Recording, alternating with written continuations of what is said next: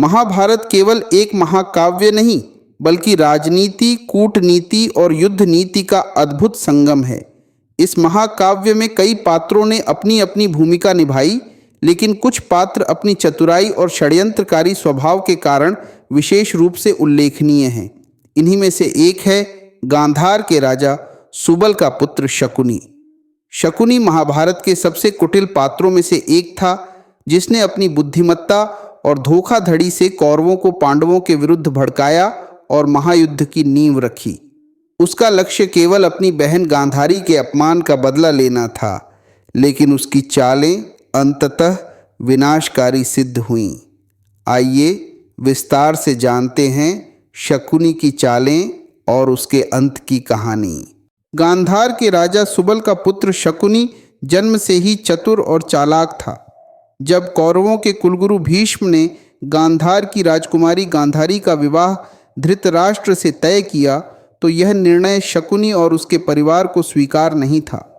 धृतराष्ट्र जन्म से अंधे थे और गांधारी को एक अंधे व्यक्ति से विवाह के लिए बाध्य किया गया। यह निर्णय गांधार राज्य के लिए अपमानजनक था। शकुनी को यह बात बहुत चुभी और उसने अपनी बहन के इस अपमान का बदला लेने की ठानी। राजा सुबल और उसके परिवार को हस्तिनापुर बुलाकर बंदी बना लिया गया। उन्हें भूखा प्यासा रखा गया, जिससे सभी की मृत्यु हो गई। केवल शकुनी जीवित बचा, क्योंकि उसने अपने पिता की सलाह मानी कि वह बदला लेने के लिए जिए।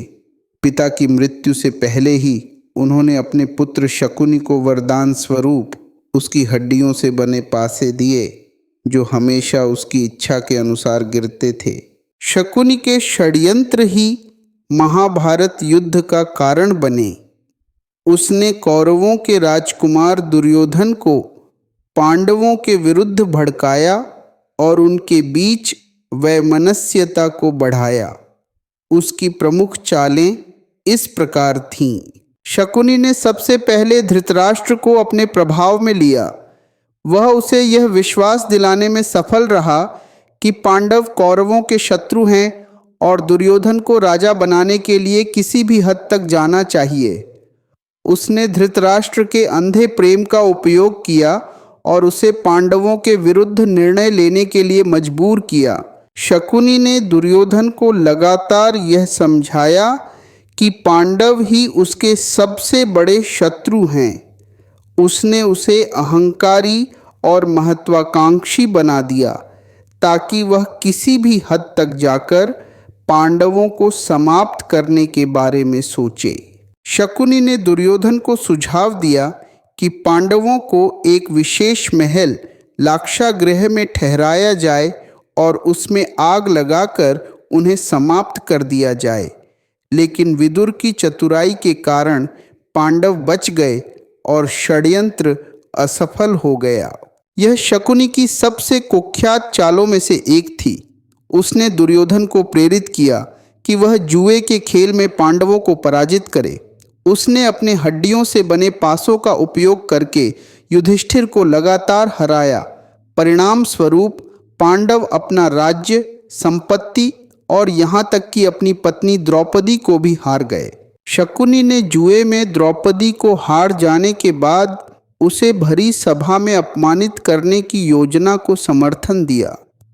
द्रौपदी का यह अपमान महाभारत युद्ध का सबसे बड़ा कारण बना। पांडवों ने इस अपमान का बदला लेने की प्रतिज्ञा ली। शकुनी के षड्यंत्रों के कारण अंततः महाभारत युद्ध छिड़ गया, जिसमें लाखों लोगों का विनाश हुआ। जब युद्ध शुरू हुआ तो शकुनी कौरवों की ओर से लड़ा। हालांकि वह अपने युद्ध कौशल में इतना सक्षम नहीं था जितना कि उसकी कूटनीति थी। भीम ने प्रतिज्ञा की थी कि वह शकुनी के सभी कुटिल खेलों का बदला लेगा और सहदेव ने यह प्रण लिया था कि वह शकुनी का वध करेगा। युद्ध के दौरान जब कौरव सेना लगभग समाप्त हो चुकी थी, तब सहदेव ने शकुनी को खोजा और उससे युद्ध किया। सहदेव ने शकुनी को परास्त कर दिया और उसे मृत्यु के घाट उतार दिया। इस प्रकार गांधारी के अपमान का बदला लेने के लिए शुरू की गई उसकी चालें अंततः उसे ही ले डूबीं। उसकी मृत्यु के साथ ही उसके सभी षड्यंत्र समाप्त हो गए। शकुनी की चालें अत्यंत कुटिल और प्रभावशाली थीं। उसकी कूटनीति ने संपूर्ण आर्यावर्त को महायुद्ध की आग में झोंक दिया। हालांकि उसकी रणनीति केवल अल्पकालिक थी और उसने यह नहीं सोचा था कि उसके षड्यंत्रों का अंततः विनाशकारी परिणाम होगा।